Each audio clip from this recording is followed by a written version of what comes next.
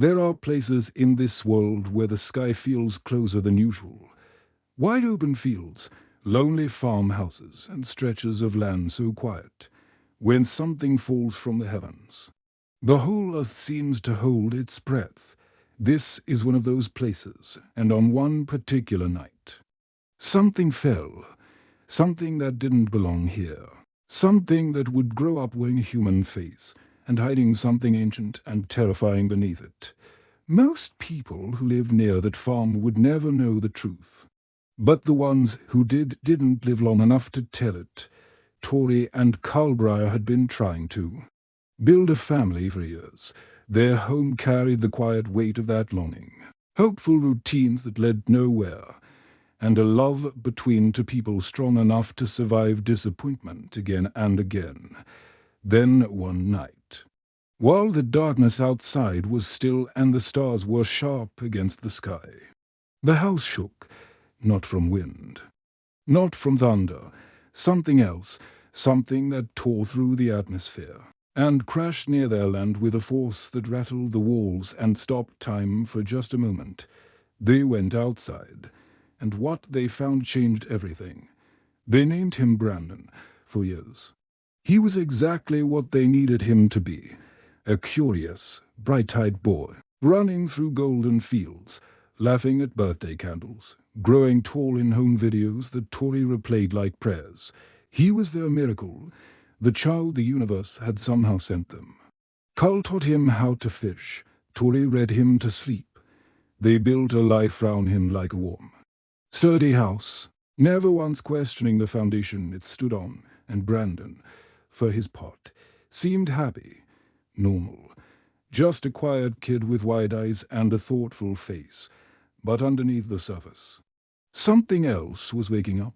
School has a way of pulling things out of people, the good, the bad, and the things they haven't yet discovered. Brandon was sharp in class, the kind of student who answered questions before the teacher finished asking them. It was there that a girl named Caitlin first noticed him, not with admiration, but with that cautious unease people feel when someone seems just slightly off in a way they can't explain. Back at the farmhouse, strange things had already begun.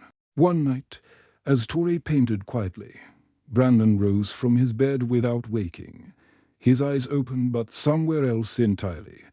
His feet carried him downstairs through the dark toward the basement, pulled by something invisible, something calling to him from the object buried beneath the floorboards.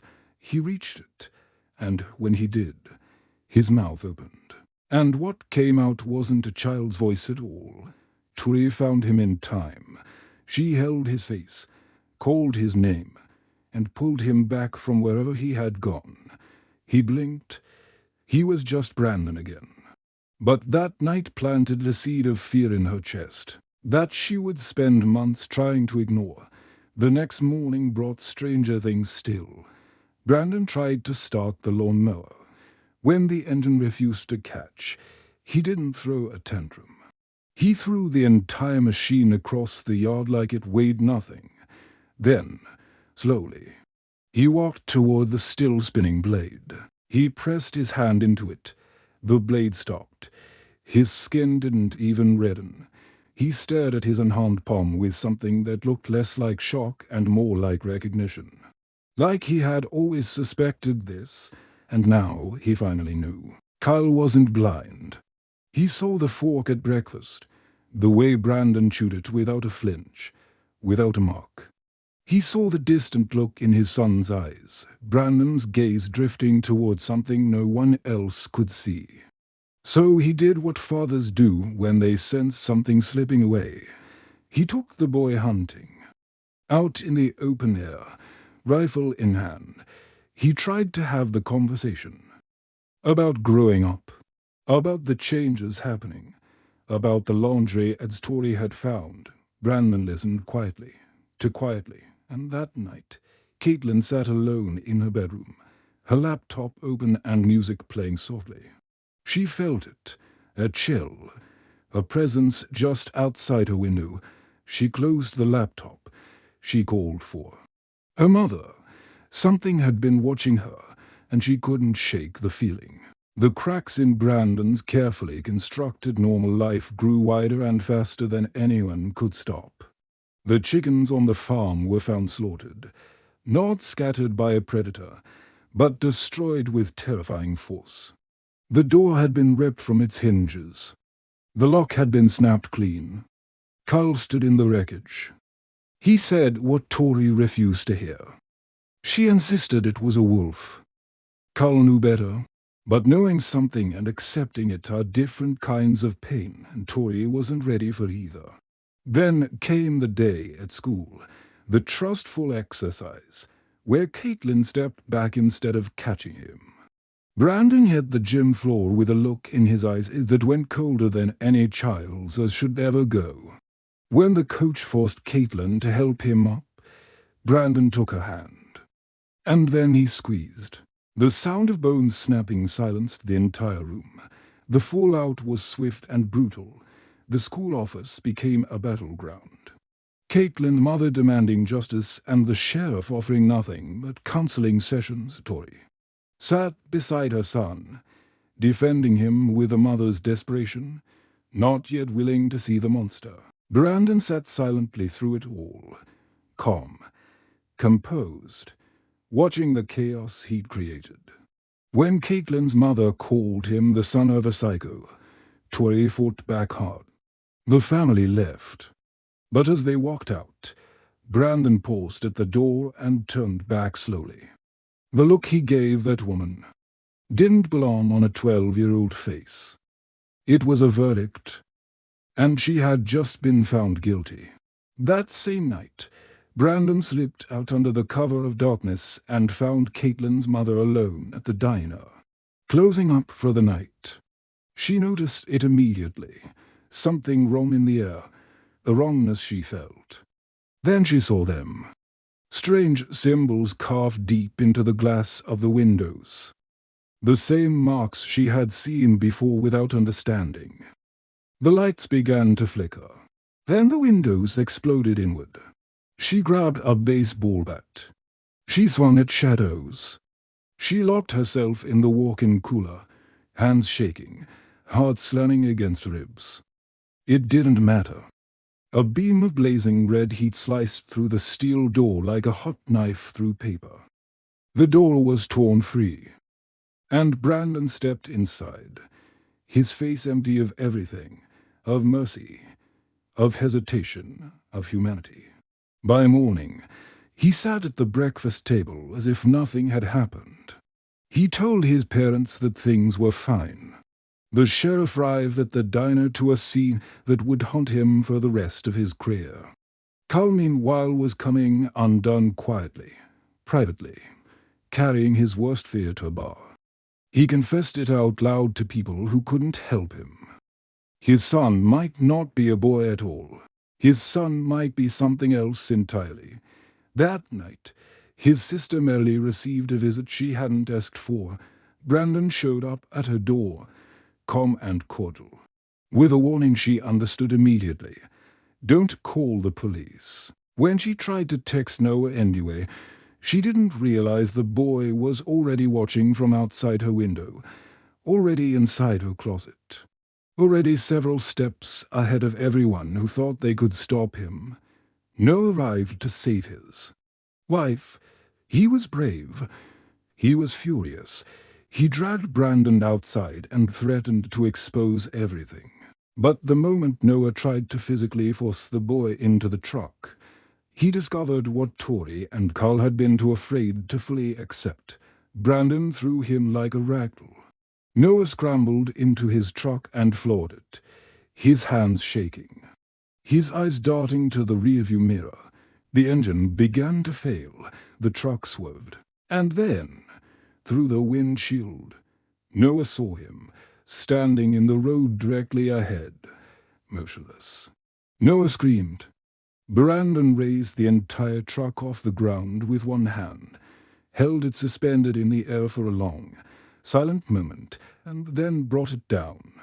As Noah lay dying in the wreckage, Brandon knelt over him without urgency and drew one of his symbols in the dirt using his uncle's blood.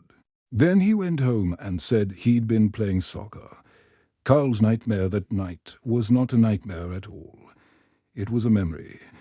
He dreamed of Tori finding the crashed vessel in the field, of lifting out a tiny infant wrapped in strange material, of choosing love over fear. He dreamed of the baby's eyes opening and glowing red. He woke to a phone ringing. Noah was dead. When they told Brandon at the breakfast table the next morning, he nodded once and said, "Okay, double quotes, just that." Just the single word sitting in the air like a stone dropping into still water. Kyle snapped. He grabbed the boy by the collar and demanded the truth. Brandon shoved him so hard the kitchen pantry doors exploded off their frames. Tori found the shirt soaked in blood. She still couldn't bring herself to believe. But Kyle had already made his decision. He took Brandon hunting one last time. It was never really about the deer. As Brandon moved ahead through the trees, Kyle raised his rifle, aimed at the back of his son's skull, and pulled the trigger. The bullet bounced off without leaving a mark. Brandon turned slowly. His expression wasn't anger exactly. It was something worse. Disappointment, betrayal. The quiet collapse of the last thing holding him back. He disappeared into the trees. Then he came. Back through the air like a missile, dressed in his dark hood, moving faster than anything natural. He hit Kyle like a freight train, pulled him upright, and looked at him for one final moment. Then he fired a beam of laser vision directly through his father's head. Kyle was gone before he hit the ground. And somewhere inside whatever Brandon had become, not a single part of him wavered. Tori received the call. She heard Brandon's voice on the other end. Cold, flat, certain. Kyle is gone. I'm coming home. She barely had time to process the words before the walls began to shake. He tore through the house at full speed, a dark blur destroying everything that had once held their family together. She called for help.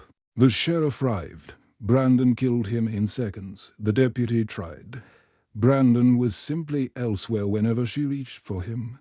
Tori ran, fell from a window, crawling through the dark toward the only place she had left, the barn, inside. She found the meteor. She remembered it had hurt him once. With trembling hands, she broke off a jag shard and gripped it like a weapon. She called out to her son. He floated through the barn door, hood drawn. Something ancient and terrible wearing the face of the boy she had raised. She reached up softly and pulled back his hood. For just a moment, she saw him, really saw him. The wide eyes, the child she had loved completely. She tried to drive the shard into him. He caught her wrist before it landed, knocking it away without effort. Then, with a gentleness worse than violence, he took hold of her and rose into the sky. They climbed together, up through the cold night air, higher and higher, until the farmhouse below looked like a tour, until the world looked small and breakable. He looked at her one last time. Then he let go. Tori Breyer fell through the night sky. And Brandon hovered above the earth alone. Our plane appeared in the distance, cutting through the dark. The next day, reporters stood in a field of wreckage, reading headlines about a devastating crash, an aircraft downed, a farmhouse destroyed, 2 people confirmed dead. Among the rubble sat Brandon, eating a cookie, his face blank, his eyes calm. Just a boy who had survived something terrible. Also the world believed. What came next was not a story anymore. It was an ending, for cities, for systems, for the idea that the world was safe. Destruction spread like ink through water. Buildings fell. Panic swallowed whole countries whole.